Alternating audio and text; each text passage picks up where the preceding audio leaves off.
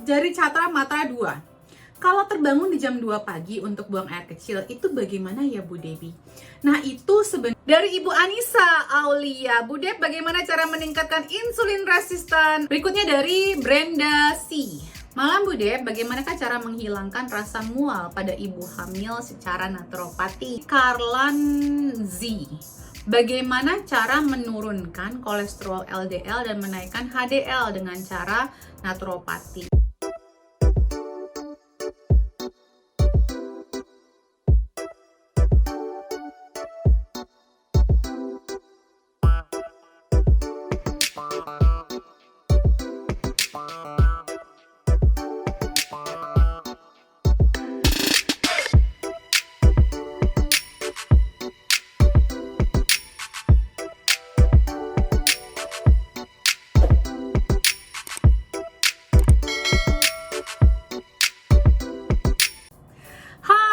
Lagi bersama saya Debbie Jean Marie, your favorite naturopathic practitioner. Apa kabar? Selamat datang di Kupas Tuntas. Salah, bukan itu deng. Tanya Sehat Debbie, yang setiap minggu teman-teman bisa layangkan pertanyaannya di Root of Life UK, ROOTOFLIFEUK. Dan teman-teman boleh tanya apapun, tapi kalau bisa teman-teman ya, tonton dulu YouTube channel saya, baca dulu postingan saya sebelumnya, biar pertanyaannya lebih spesifik. Karena kalau pertanyaannya suruh jelaskan, jabarkan apa-apa, itu kayak webinar. Ada webinarnya teman-teman di Root of Life UK juga, dan kadang-kadang webinar itu 2 jam, 3 jam, bahkan 5 jam. Jadi nggak mungkin saya jabarkan di sesi YouTube ini. Tapi kalau pertanyaannya singkat, jelas, terarah, dan spesifik, saya pun bisa menjawab pertanyaan teman-teman.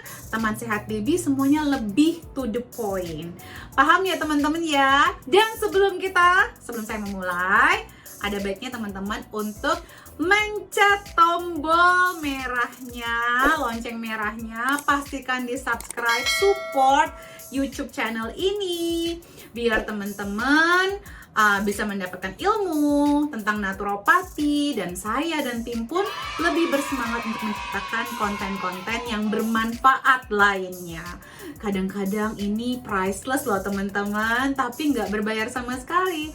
Teman-teman cuma modal subscribe ya, biar nggak ketinggalan, karena setiap minggunya ada at least 3 video yang kita upload. Biar nggak ketinggalan, belajar terus dan semakin sehat bersama naturopati. Oke, dan pastikan juga di-share kalau bermanfaat. Siapa tahu teman-teman di WhatsApp grup keluarganya, WhatsApp grup teman-temannya bisa mendapatkan ilmu dan manfaat dari video ini.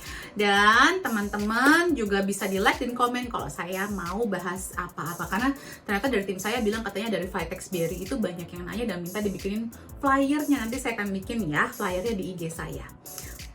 Oke, kita akan mulai ya. Pertanyaan minggu ke berapa ya? Ini di bulan Maret ya. Di minggu keempat ya berarti ya. Dari Catra Matra 2. Kalau terbangun di jam 2 pagi untuk buang air kecil, itu bagaimana ya Bu Debbie? Nah itu sebenarnya adalah gejala dari yang namanya insulin resistant teman-teman. Insulin resistant adalah kondisi yang mungkin bisa mengarah ke pre-diabetic atau kondisi sebelum diabetes. Ini menandakan kalau liver kita, jadi pada jam 1 sampai jam 3 itu adalah dimana secara circadian rhythm tubuh kita itu fungsi livernya lagi detoksifikasi. Nah kalau misalnya sampai terbangun haus buang air kecil, itu menandakan ada ketidakseimbangan dari fungsi liver teman-teman. Jadi nah ini akan saya jelaskan, tadi saya udah ngecek pertanyaan-pertanyaannya. Nanti di belakang ada pertanyaan yang sama dan pertanyaannya lebih spesifik soal langsung ke insulin resistant. Jadi akan saya jawab di akhir kalau mau tahu gimana caranya. Oke, berikutnya adalah dari Kezia.purple. Bu Deb, minum vitamin B, C, D, E boleh digabung dengan magnesium di pagi hari? Pertama, B sama C kalau bisa jangan digabungin minumnya.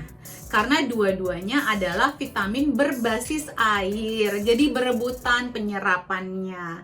Jadi sebaiknya dipisahin, jaraknya minimal 1 jam. Vitamin C boleh minum kapan aja kok. Vitamin B sebaiknya diminum sebelum makan, biar diserap bersama dengan makanannya. Nah, magnesium biasanya sih saya menyarankan kalau magnesium itu dikonsumsi di malam hari karena membantu tidur lebih baik. Jadi kalau ada sampai kebutuhannya meningkat sampai harus makan di pagi hari juga, ingat ya, magnesium itu bikin relax. Jadi kalau sampai nanti teman-teman minum pagi hari, nanti bawaannya jadi relax juga gitu ya. Tapi ya nggak ada masalah kalau memang membutuhkan, mungkin agak jittery atau agak anxiety-nya tinggi, ya boleh-boleh aja sih. Tapi nggak ada masalah yang lain untuk digabungkan kecuali B sama C. Oke, berikutnya dari Anita_Nashwan. Setelah enema, baiknya minum apa Bu Dep? Air kelapa boleh nggak? Air putih jauh lebih baik. Air putih dan teh-teh herbal yang membantu kerja liver juga bisa dikonsumsi ya, seperti dandelion, seperti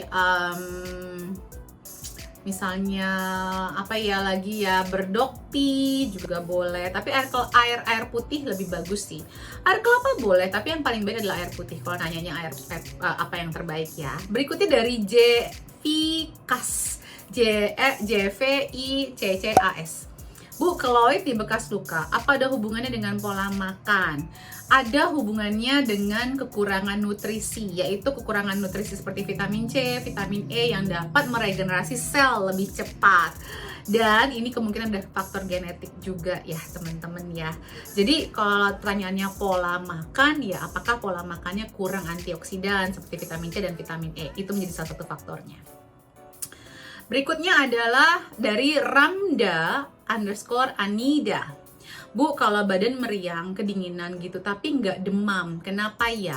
Ini berarti ada infeksi, mungkin virus atau bakteri, tapi masih bisa tubuhnya lagi mencoba untuk melawannya. Jadi mudah-mudahan sih kita support dengan makanan yang anti-inflammatory dan yang antibakterial, yang antivirus juga bisa Bu ya, biar lebih membaik.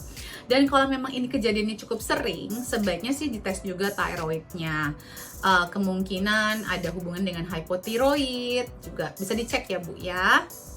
Oke, berikutnya dari Ibu Diana_Agustina86.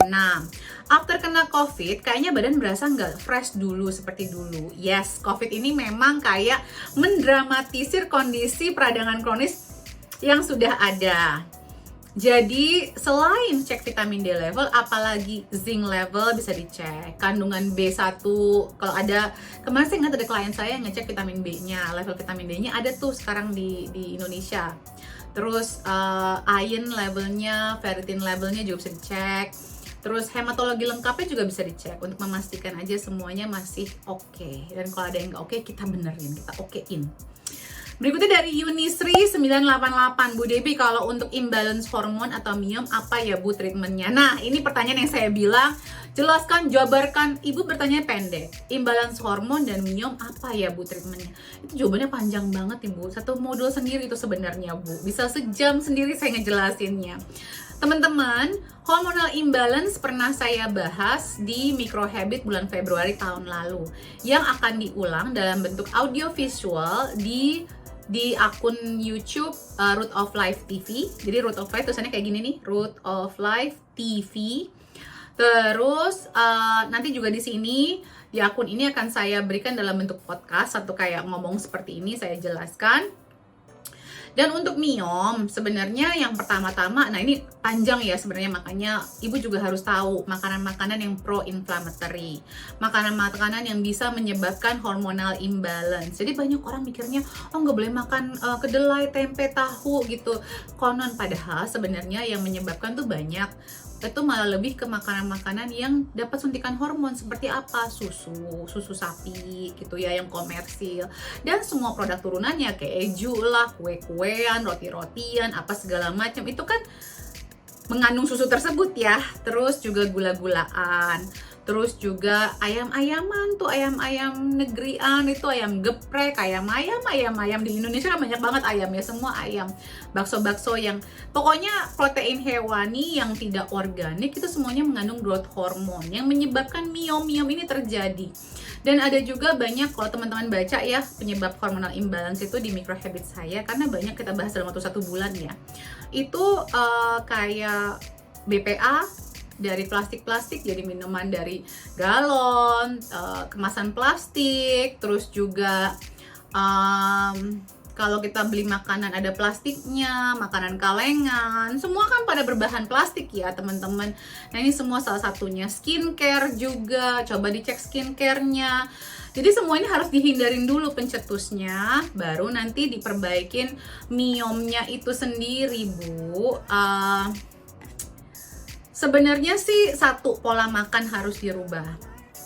Karena yang disebut dengan miom ini adalah apa sih? Ada pertumbuhan, ya pertumbuhan yang tidak seharusnya. Jadi pola makannya harus hindari junk food, nggak boleh makan junk food, ya karbohidrat olahan, ya tepung-tepungan ini semuanya hindarin, gula, perbanyak makanan sayur yang tinggi, dan tingkatkan serat, dan seminimal mungkin proses dari makanan-makanan kita makan. Berat badannya diturunin. Nanti ada hubungannya juga nih sama insulin resisten, nanti di ujung saya akan jelaskan. Terus kalau ada darah tinggi dibenerin, diperbaikin dengan mengkonsumsi lemak sehat yang lebih tinggi, mengurangi semua yang gorengan, yang sumber kolesterol yang tidak baik. Terus mungkin vitaminnya ada kalsium, magnesium yang banyak dari sayuran hijau, jadi sekaligus makanin serat. Ada tambahan kalsium sama magnesiumnya dari bahan alami, omega 3 dari fish oil bisa memperbaiki kondisi kolesterolnya juga, vitamin A, vitamin D, vitamin B1, vitamin B6, dan vitamin E. Nah, teman-teman juga bisa menambahkan kayak daripada minum kopi, teh yang biasa, mending minum green tea karena bagus sekali, dan teman-teman juga bisa menambahkan kayak Vitex Berry. Oke, itu adalah suplemen yang saya anjurkan. Berikutnya dari Brenda C. Malam Bude, bagaimanakah cara menghilangkan rasa mual pada ibu hamil secara naturopati? Oke, yang pertama ibu kalau bisa kalau lagi hamil dicek zincnya ya. Kalau sering mual-mual ada kemungkinan kekurangan zinc atau kekurangan iron dan peritinnya. Coba dicek dulu, oke. Yang kedua, bisa menggunakan kayu manis.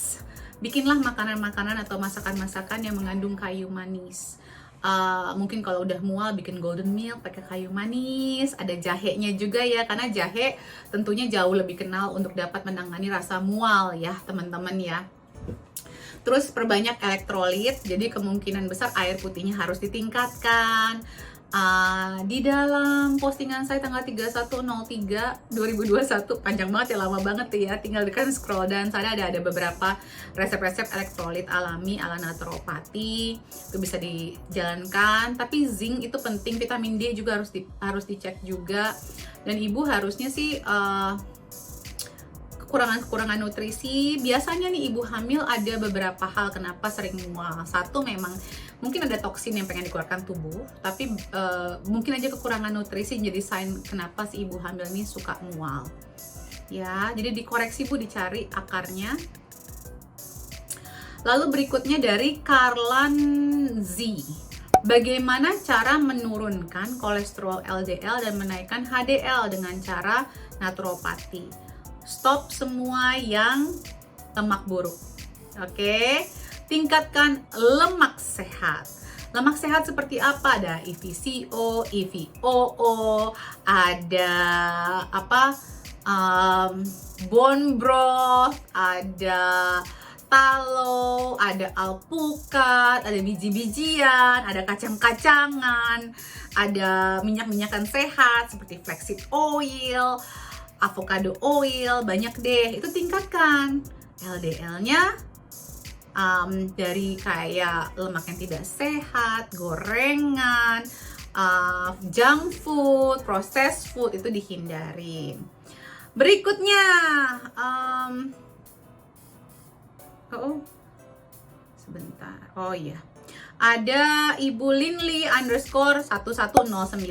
Bu, apabila suami teratozospermia, apakah memiliki kemungkinan untuk hamil alami? Bisa banget kalau suami. Sebenarnya tuh gangguan kesehatan reproduksi laki-laki jauh lebih mudah diperbaiki dibandingkan di perempuan.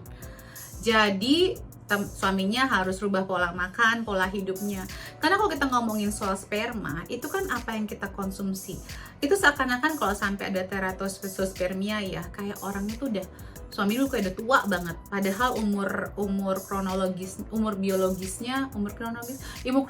kronologisnya mungkin masih muda, tapi secara biologis udah tua, kayak orang yang nggak punya kualitas sperma yang bagus. Jadi nutrisi dari makanannya biar sel-selnya bisa diregenerasi, olahraganya, latihan pernafasannya, stres manajemennya harus diperbaikin, Bu.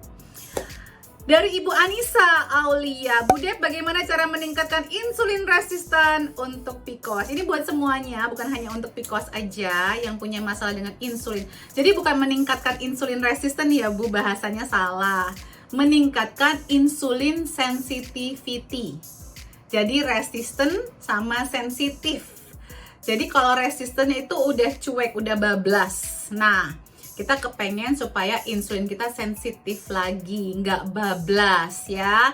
1, jangan dikit-dikit ganyem. Makan itu ada waktunya, dan kalau 3 jam paling cepat. Kalaupun kita punya masalah dengan insulin resisten, tahan. Nah, mudah-mudahan yang namanya puasa Ramadan ini yang deket lagi nyampe nih ya, itu akan membantu kita untuk bisa mengontrol nafsu makan kita. Oke? Itu pun kalau sudah buka puasa nggak bisa tuh ganyem sepanjang malam. Itu tetap berbahaya buat insulin kita. Nah, gimana caranya, teman-teman? 1, olahraga setiap hari. Wajib banget minimal 30 menit. Nggak tahu mau ngapain, pokoknya olahraga deh ya. Bahkan naik turun tangga, tapi harus 30 menit. Dan detak jantung kita harus meningkat dibandingkan saat kita beristirahat. Terus juga kalau bisa nih teman-teman, menghilangkan lemak di perut dengan cara olahraga ini, menghilangkan lemak di perut kita. Terus stop ngerokok, bagi yang ngerokok harus di stop. Terus juga mengurangi konsumsi gula putih itu say bye-bye aja deh, nggak efek, nggak ada manfaatnya, nggak ada nutrisinya, ngerusak, racun buat tubuh kita. Terus, jadi kalau bisa menghindari menambahkan makanan dan minuman, gula dalam makanan dan minuman kita. Dan teman-teman hati-hati ya, kopi-kopi kekinian itu kalau bisa, kalau mau memang beli kopi, tambahkanlah gula kelapa, tambahkanlah madu gitu, dibandingkan menambahkan gula atau high fructose corn syrup yang jauh lebih jahat dibandingkan gula putih. Nah, pastikan makan sehat. Udah nggak bisa tawar lagi kalau udah kayak gini ya. Pastikan ada kacang-kacangan sehat, biji-bijian sehat, sayur-sayuran, semua tuh wajib banget. Jaga terus, cek terus HbA1c, terus fasting glukosa, fasting insulinnya dicek terus. Terus kalau bisa banyakin ikan berlemak, Bu, dibandingkan protein-protein hewani lainnya. Ikan berlemak aja. Suplemen bisa tambahkan berberin ya. Berberin itu pahit ya sifatnya. Bisa berberin atau gymnema. Terus manage, kelola stresnya dengan EFT. Kalau saya mengajarkan EFT, teman-teman mau pilih yang lain, meditasi, apa segala macam, asalkan work for you. Dan sometimes kalau masih ada PCOS berarti stress levelnya belum tertanganin.